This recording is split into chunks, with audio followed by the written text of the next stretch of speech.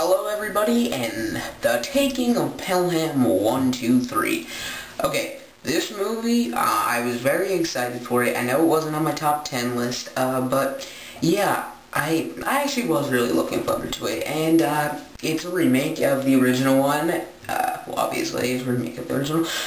Yeah, and I did really like the original one, and I don't think this one is as good. But it is a fun summer movie, and it's a really good action thriller.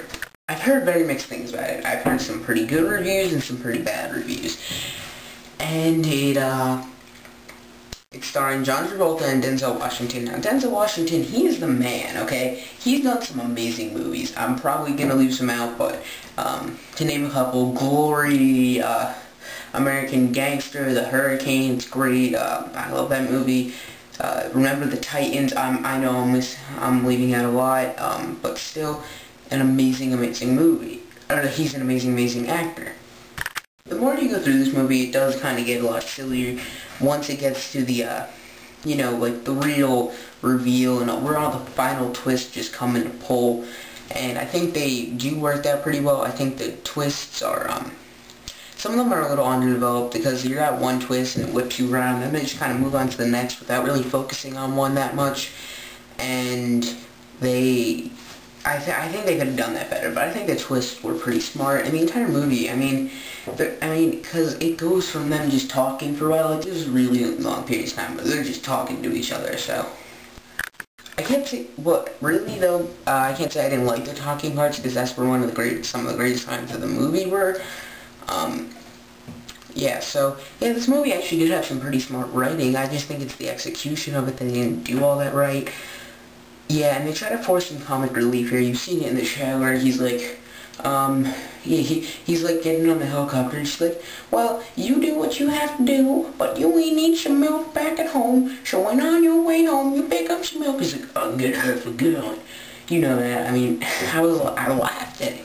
And they do some other things that provide some good comic relief. Sometimes it's not the best place. It's not like a scene that's... Because sometimes there's scenes that are too tense that it shouldn't be there, and then sometimes there's scenes that aren't tense where it's just awkward. But, to be honest, I did really enjoy it because, I actually expected this to be one of the better movies of the summer. When I heard bad reviews, I was like, oh, it's going to be another disappointer, but actually, it's really, it's a little less than what I expected, but it's still really good. If you like edge of your seat action, and yeah, there is some really cliche things. I've heard a lot of people talk about it, how it's like Dr. Evil, Austin Powers stuff, like $1 million ransom, but they didn't focus, they didn't use that much to lean on, so it was good anyway. I think it was more of a, it wasn't really that much of a hostage movie, because it kind of reminded me of Speed. It was like, except for Denzel Washington's a lot better an actor than Keanu Reeves, but, I think it's really not that much of a hostage or a robbery movie, like, a heist movie. It's really a thriller, and it's a summer one, too. So if you really enjoy these things, you gotta see this. It's a pretty good movie. I'm gonna give it, it's in between 8 and 8.5. I'll go with 8 right now. I might change my mind later, but just take it as an 8, 8.5, somewhere in there.